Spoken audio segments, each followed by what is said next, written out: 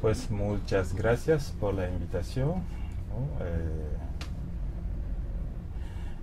Yo nací en la República Centroafricana actual, en la colonia se llamaba Ubangui Chari, así que yo soy un hijo de después de las independencias. Es muy importante saber esto.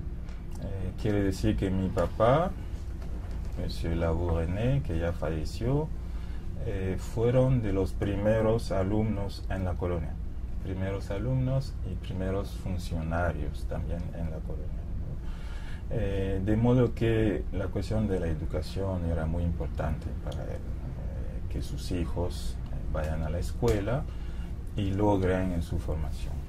Así yo hice la primaria, la secundaria, el instituto en mi propio país, y luego después del bachillerato yo me fui a Senegal para los primeros pasos en los estudios universitarios. Decir que en mi país había muchas dificultades, sí, pero pensar que después de la colonia los países que querían formar una élite, porque a diferencia del país de Alain, de mi colega Alain, mi país era una colonia, ¿cómo se llamaba eso?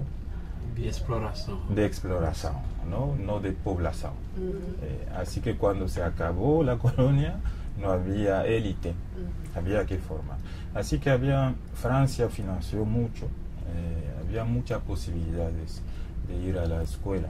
Yo no puedo decir que sufrí mucho cuando yo hacía mis estudios en mi propio país, ¿no? Es mi caso porque también mi papá era de la clase media y eso cambia. La familia campesina, la gente que vive en la provincia es distinta, ¿no? O sea que como estamos hablando de lugares de enunciación, no es lo mismo mi lugar de enunciación que el de pues, comerciante, gente paisana y eso. Y de ahí te fuiste a Dakar. De ahí yo me fui a Dakar porque había decidido salir de mi país.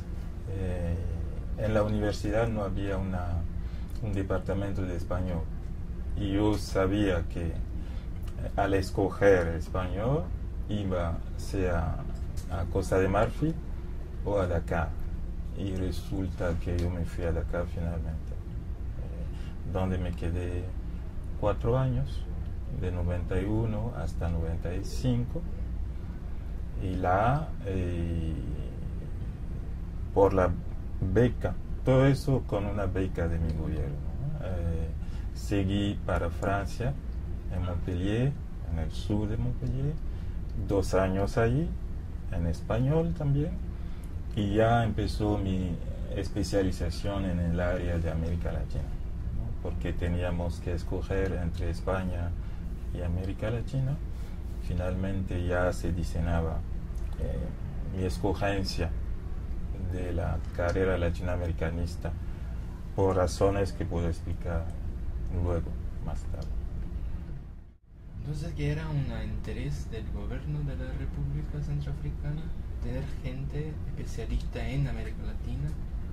¿O esto fue una cosa para azar? Sí, no, es una cosa para yo diré, ¿no? El interés es tener maestros, docentes bien preparados. El gobierno no diseña las líneas de carreras, uno va escogiendo. Lo más importante es tener en la universidad especialistas en distintas áreas de conocimiento. En la actualidad no hay departamento de español en mi país, porque la gente que salió se quedó a Francia o en otras partes de África. Fue un azar. ¿Y de ahí te fuiste a la América, a los Estados Unidos? De ahí me fui a Pittsburgh, en el estado de Pensilvania, porque mi director de Montpellier, Edmond Croix, trabajaba en Montpellier y en Pittsburgh.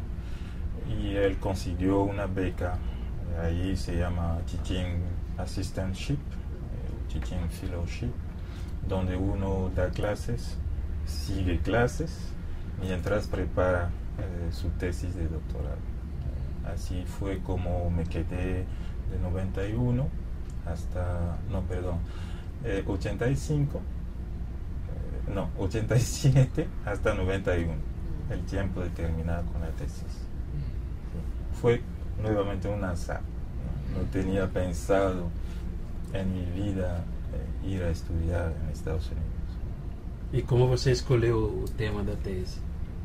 Yo lo escogí pensando en una novela que hemos trabajado en Senegal, una novela mexicana, Balún Canán de Rosario Castellanos, pero no era lo que nos llamaba la atención, no era tanto la materia novelesca, que hablaba del lugar de los indios en el diseño nacional mexicano, globalmente hablando, ¿no? Nos llamaba más la atención la presencia de la brujería, ¿no? Sin caer en exotismo. Son creencias muy fuertes. Uno va construyéndose como africano, aunque intelectual, con esto, aunque como gente de razón, con esto. Así que pegó esta cosa de brujería, y a la hora de escoger, pues yo decidí volver a trabajar con Rosario Castellanos, ya desde la línea única de brujería, sino ya en contextos políticos imaginarios más globales.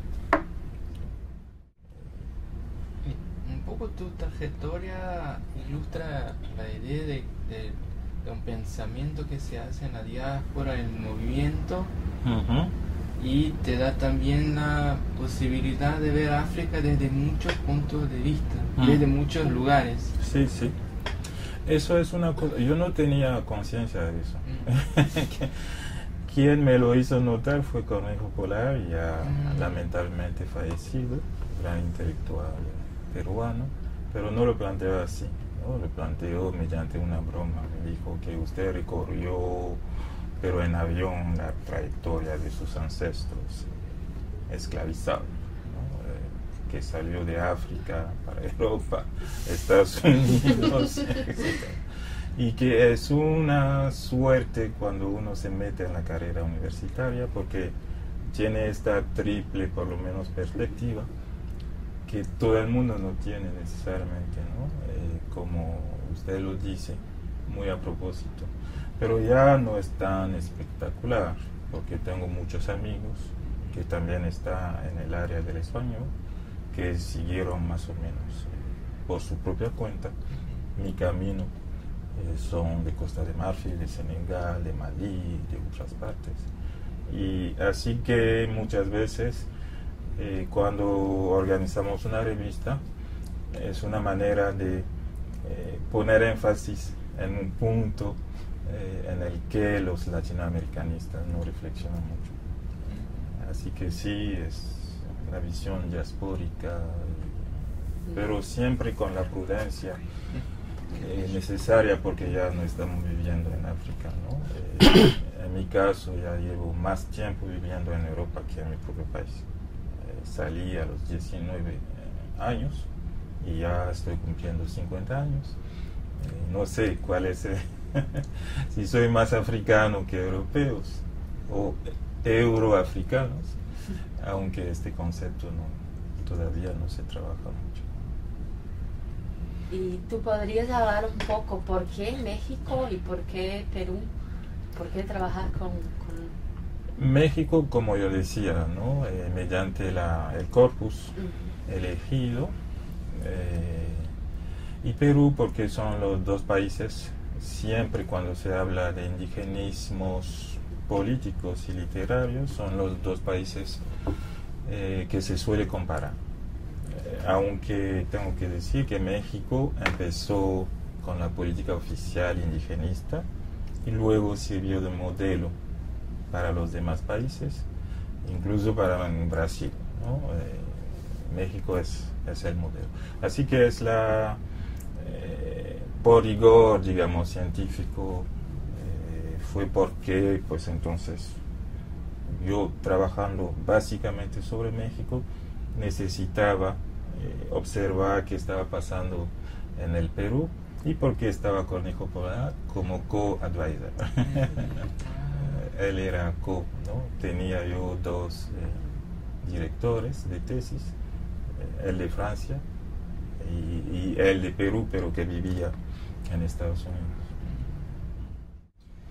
Y por otro lado, por otra parte, te da la posibilidad de ver los desconocimientos de América Latina desde África y los desconocimientos de África desde la América Latina. ¿Podrías hablar un poco de esto, de los lugares no conectados por el pensamiento hegemónico? Yo puedo hablar, es una cosa un poco curiosa, ¿no? Porque Latinoamérica estaba presente, creo, Alain, tú podrías hablar de esto, sin que uno se lo plantee a conciencia.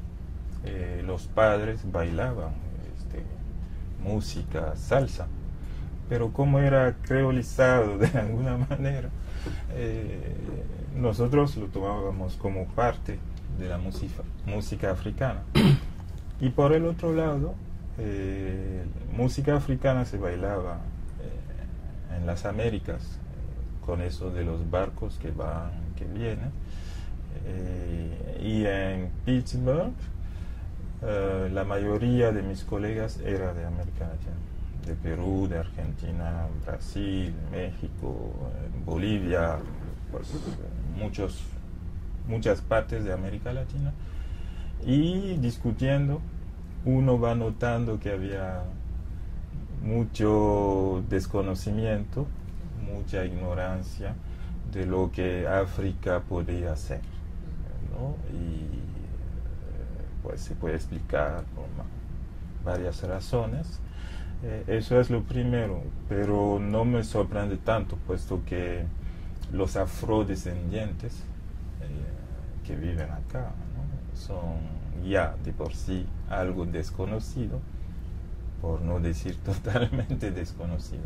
De ahí a pasar a África ya era un gran paso a realizar para mis colegas, ¿no? Yo puedo decir que el programa que noto aquí en Brasil, enseñanza obligatoria, no sé si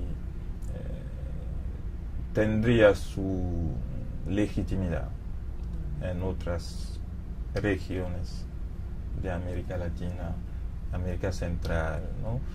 En este sentido, tal vez Cuba, uno tiene que ser totalmente también, ¿no? Leal. Cuba sería el país donde hay muchos estudios sobre África, más conocimiento de lo que África podría ser por la presencia afrocubana, pero por motivos políticos, porque la revolución ayudó a la descolonización de una parte importante, ¿no? Angola, Mozambique, esa parte de África ha habido una presencia firme política cubana, ¿no? Así que pues no es por nada que Fidel Castro fue, cuando se liberó a Mandela, fue a dar su visita a Nelson Mandela, ¿no? Porque Cuba ayudó mucho en la lucha del ANC, ¿no? Y los combatientes del ANC se formaron muchos en Cuba también. ¿Y puedes hablar un poco de tu trabajo, que el multiculturalismo en los manuales de escuela primaria? ¿Y cómo se dice, el espacio negro en la América Latina, en las memorias africanas, en esos manuales escolares? Yo llegué a los manuales escolares centroamericanos mediante de una tesis que yo asesoré durante 5 años, básicamente, y luego mediante de mis seminarios de maestría, de doctorado, ¿no? Y la tesis se llevaba sobre los manuales escolares de primaria, tratando de ver dentro del contexto del multiculturalismo, ya hay toda una discusión sobre lo que es, sobre lo que entraña realmente. Si es una trampa gringa, qué cosa es. Ver cómo los manuales escolares registraban las memorias, la presencia de los afro-centroamericanos, ¿no? Y las conclusiones eran bastante como reveladoras, ¿no? Al mismo tiempo que había una voluntad política de reconocer, de valorar, median la matriz racial, el eurocentrismo que sigue muy fuerte, que termina convirtiendo la presencia africana en cosas exóticas. Y ahí también notamos una ausencia significativa. Por ejemplo, yo estaba hablando en la Universidad de Alain, la ausencia del barco negrero, ¿no? La ausencia de las plantaciones esclavistas, pero eso no es particular a América Central.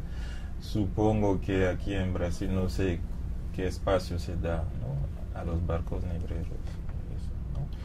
Trabajar a partir de este trabajo, como estábamos uso nosotros, porque tengo un grupo granal de reflexión sobre esta cuestión, estamos en contacto con Quinn Duncan, un intelectual costarricense negro.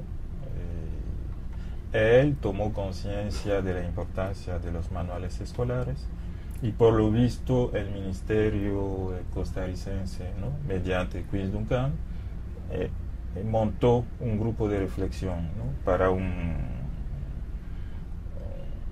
una mejor visibilidad, una posibilidad de control de las representaciones de los afro-centroamericanos o los afro-costarricenses en los manuales escolares de su país.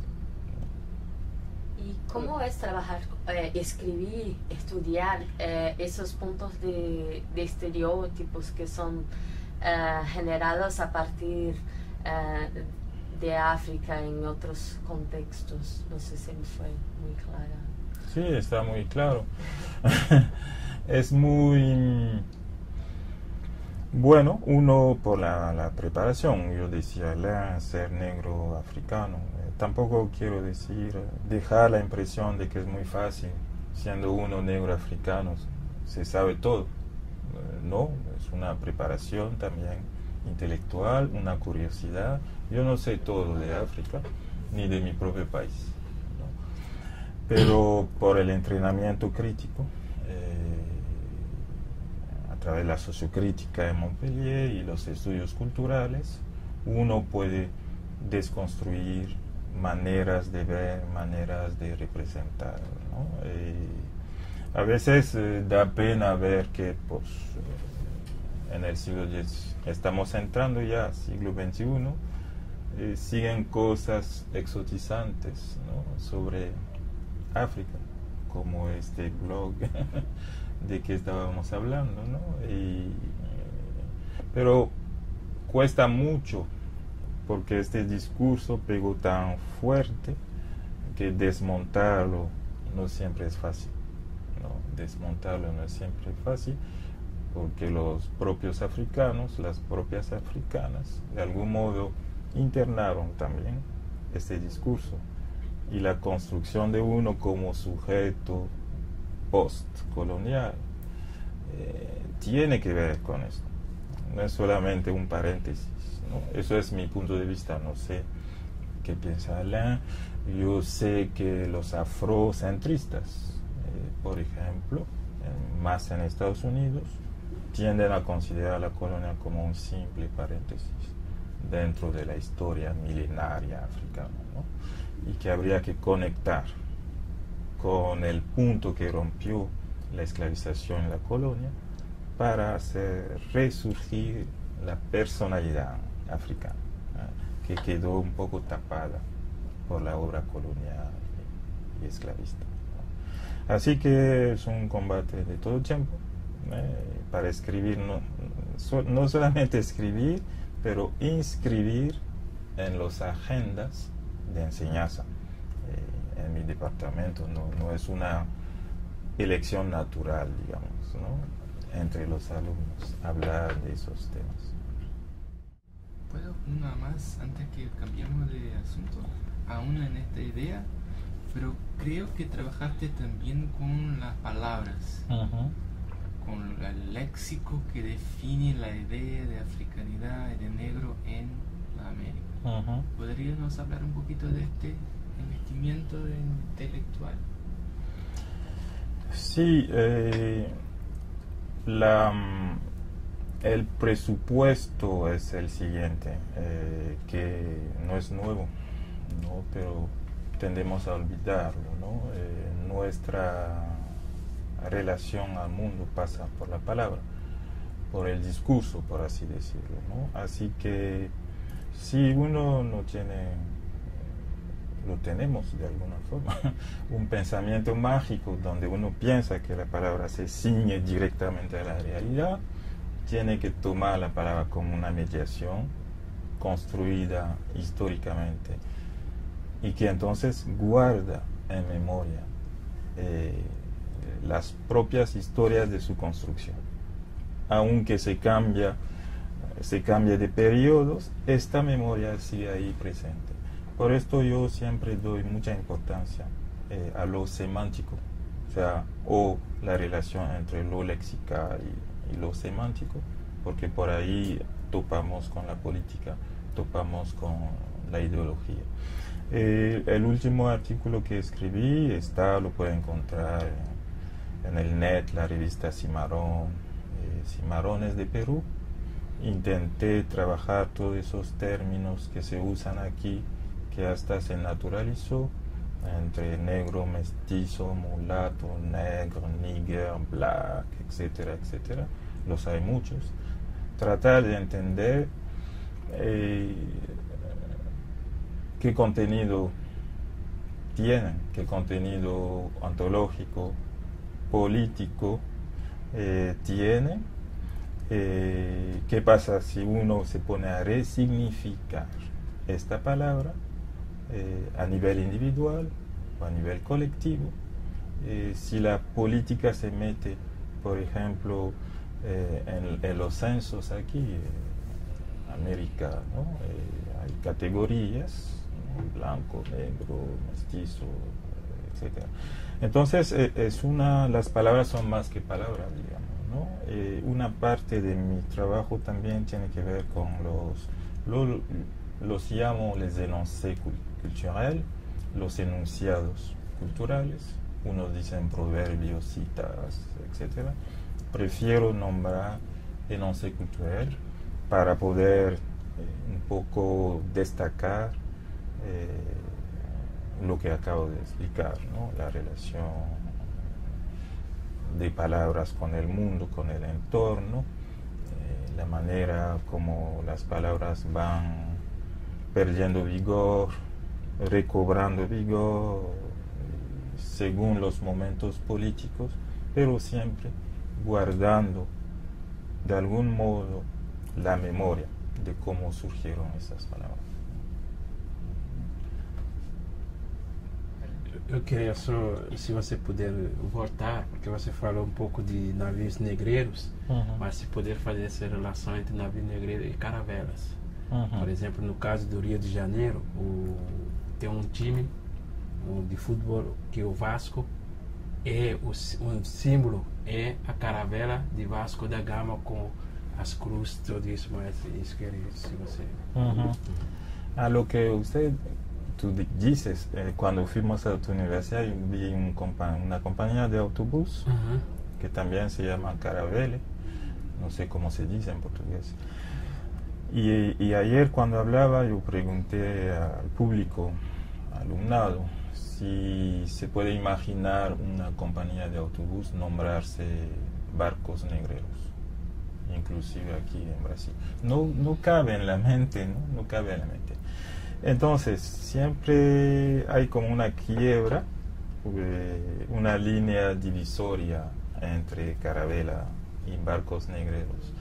Cuando el barco en sí, digamos, ¿no? Es un cronotopo de la modernidad aquí en América Latina.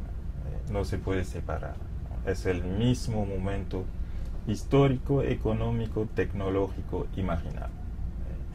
Ahora, la pregunta es, ¿por qué se ensalza tanto a las carabelas y por qué se desconoce tanto los barcos negreros en las letras latinoamericanas? No todas. Hay como una delegación de esta memoria a las partes caribeñas del continente, al Caribe, a Centroamérica, porque para mucha gente es evidente, natural, que hay más negros en el Caribe. Y entonces recordé que históricamente entraron más negros en México, entraron más negros en el Perú. De modo que Carabela como hecho histórico, documentado, pero más en la actualidad Carabela como metáfora de construcción del sujeto global latinoamericano con sus identificaciones y sus desidentificaciones, ¿no? La meta es reconciliar Carabela y barco negrero, ¿no? Porque tienen ambos que ver conjuntamente con la invención de las Américas. Eso es la base de reflexión a partir de la cual trabajo la relación entre carabelas y los barcos negros. ¿Y piratas? Y piratas. Piratas es una... Piratas habría que trabajar, ¿no? Tomar en cuenta la piratería, los barcos de los piratas, porque es el momento también. Si los historiadores dicen siglo XV, siglo XIX, la piratería entra XVII, mediante ellos los nuevos imperios como Francia, Inglaterra, los Países Bajos, ¿no? Y no se puede entender, por lo menos, la historia de América Central, del Caribe, debidamente, digamos, sin tomar en cuenta la importancia de la piratería. Y yo noto que hay muy poca referencia en las letras latinoamericanas a la piratería. Pensar, por ejemplo, que el pirata Walker en el siglo XIX quería conquistar a América Latina, ¿no? Decía 5 or none. En aquel entonces eran 5. Hoy en día son 7 países en América Central. Estamos hablando del siglo XIX. Y la construcción de América Central se hizo un poco en reacción a la invasión del pirata Walker. Así que es un dato muy importante. Y los historiadores señalan que los piratas tenían una sociedad, una microsociedad más democrática, ¿no? Que ahí había negros, indios, blancos, cristianos, no cristianos, etcétera, y más no tenían esta idea de acumulación de la propiedad, porque todo se esfumaba en su manera de vivir. Estoy hablando de pirata, no de corsarios que trabajaban con estados, ¿no? Y América Latina dio una categoría específica, nunca se había visto en la historia del mundo, que son los filibusteros y los bucaneros. En Cuba ellos tienen una cerveza muy linda que se llama Bucanero, ¿no? Si ustedes van, yo no sabía, en realidad remite al bucán, una palabra indígena, la manera de conservar la carne ahumándola, viene de ahí, ¿no? Estas dos figuras integran la piratería en general, así que hay categorías, ¿no? Distintas, de modo que, para ser breve, habría que también estudiar, investigar sobre los piratas en las Américas. Si pensamos ahí que hacer enseñanza y pesquisa sobre un tema es siempre una actividad de política, y con la enseñanza de África, más que muchas otras áreas, más que muchos otros temas, ¿cómo es la percepción política sobre África hoy en Francia? ¿Se podríamos hablar un poco de esto?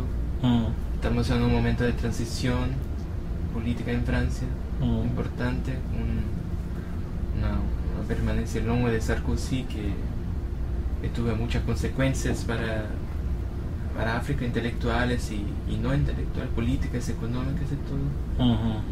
¿Se puede hablar un poquito de esta Francia de Sarkozy vis-a-vis África, en contraste con las expectativas que caen sobre Hollande? Es muy difícil contestar, ¿no? Es interesante la pregunta, pero al mismo tiempo muy difícil contestarla, porque la relación entre Francia y África remonta, aunque la gente piensa que es recién, ¿no? Remonta a tiempos muy largos, de modo que en Francia hay africanólogos desde mucho tiempo. Hay una disciplina que se dedica al estudio de África, y desde el área de la historia o de la antropología, algo en etnología también. De modo que el marco investigativo privilegiado sería hablar sobre África, tratar de entender qué cosa es África. Esto es lo primero que quería decir. También decir que la Francia de Sarkozy no es toda Francia.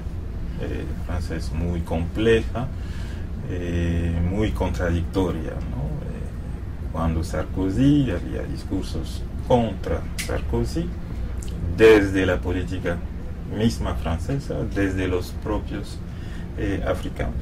Entonces, como yo estoy en un departamento de español, no se ve con buenos ojos que uno intente hacer relaciones, por ejemplo, cuando se habla de la esclavización, una relación con la situación económica actual de África, ¿no? Porque eso es un tema importante. O cuando esta corriente que surgió de América Latina, ¿no? La sociología del subdesarrollo, ¿no? Yo siempre digo, no hay países desarrollados y subdesarrollados, sino que hay países subdesarrollantes.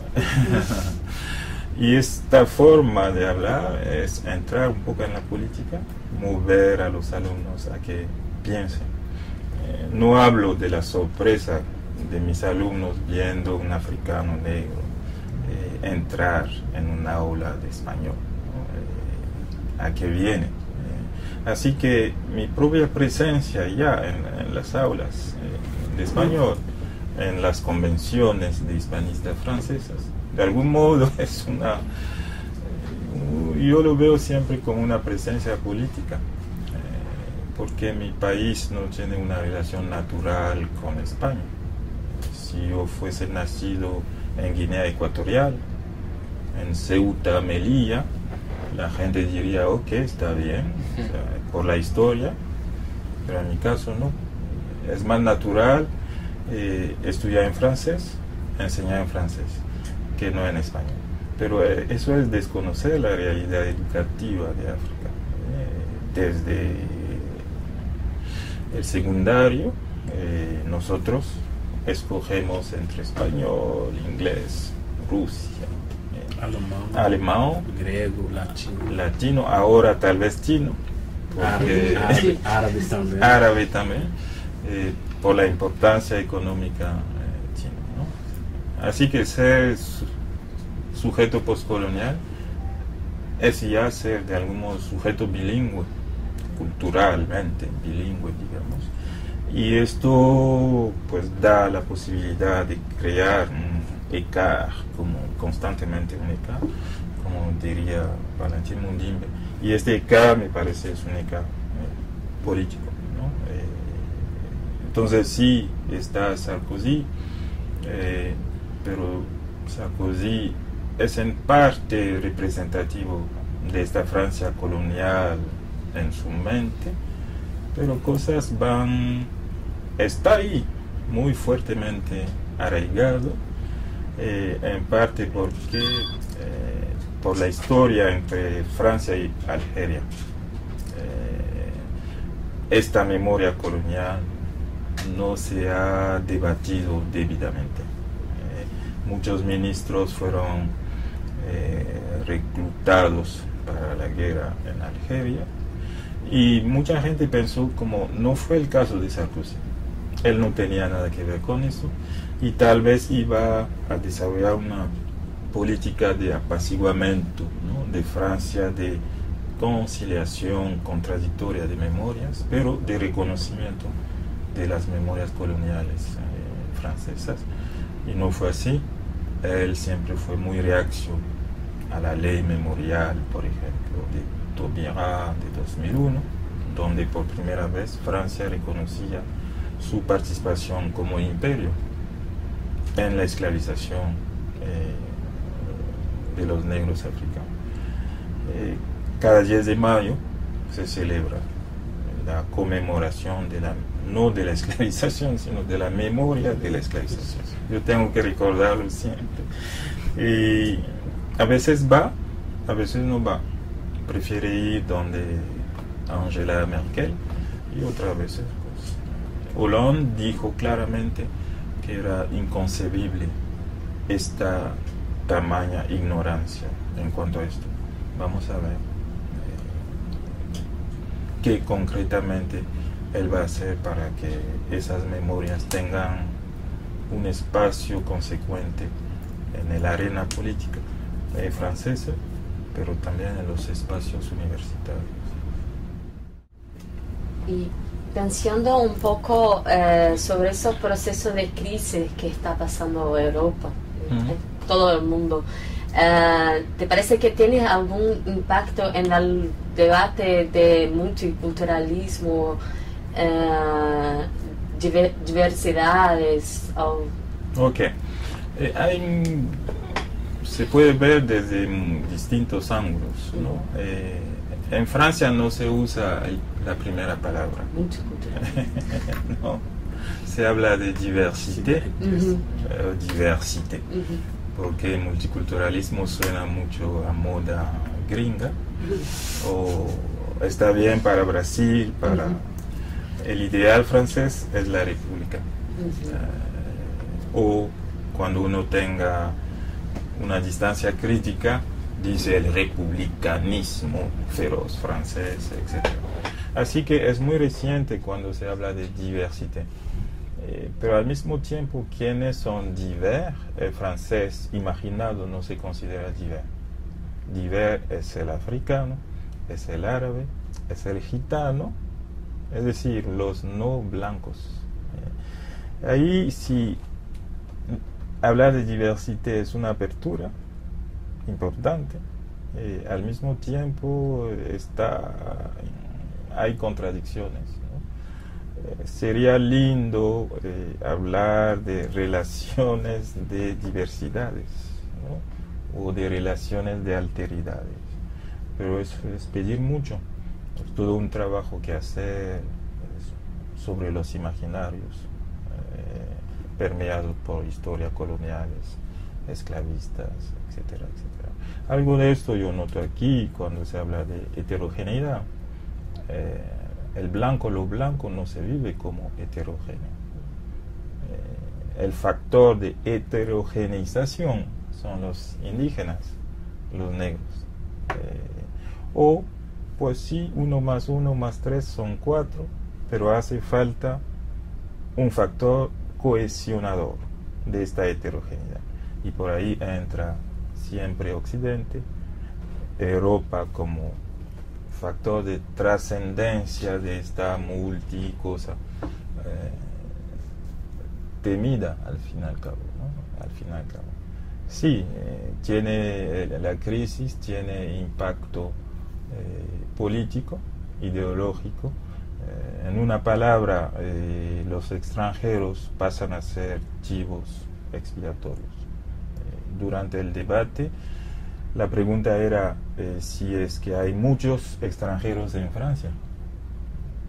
¿Quiénes son esos extranjeros? Un alemán no se vive como extranjero, porque comparte el mismo color imaginado que el color del francés imaginado también. Mis hijos que son franceses, ¿acaso son extranjeros? No sé. Así que sí, hay. Pero al mismo tiempo yo pienso que con Hollande, nuevo soplo, ¿no? Relativo. Apenas llega, vamos a ver durante 5 años qué pasa, si la crisis se soluciona o si toma dimensiones más graves, qué consecuencias, porque Francia tiene esta rareza que en su seno hay un partido facha muy fuerte, que es Front National, ¿no? Llegó a tercera posición durante las últimas, ¿no? El Papa en 2002 creo llegó a segunda posición, ganando a Jospin, socialista.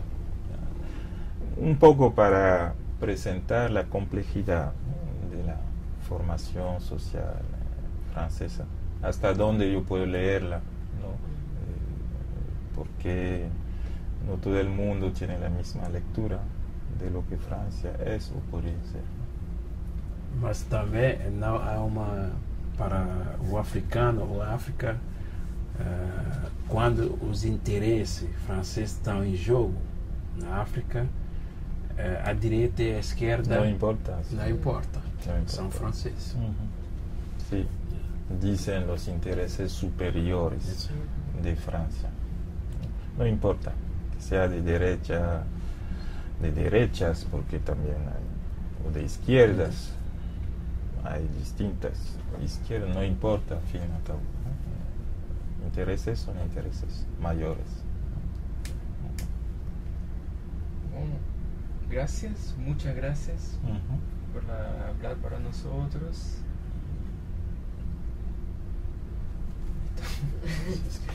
No sé, ¿tiene algo que quieres hablar un poco más? No, yo agradecer, ¿no? El espacio que ustedes consagraron, desea mucho éxito a su proyecto. Gracias. Y animarles a que sigan, porque realmente África y las memorias ligadas a África, ¿no? África antecolonial. Ya cuando uno dice África antecolonial es un problema, porque el paradigma es la colonia siempre. Como aquí se decía, las Américas precolombinas. ¿Por qué han de ser precolombinas?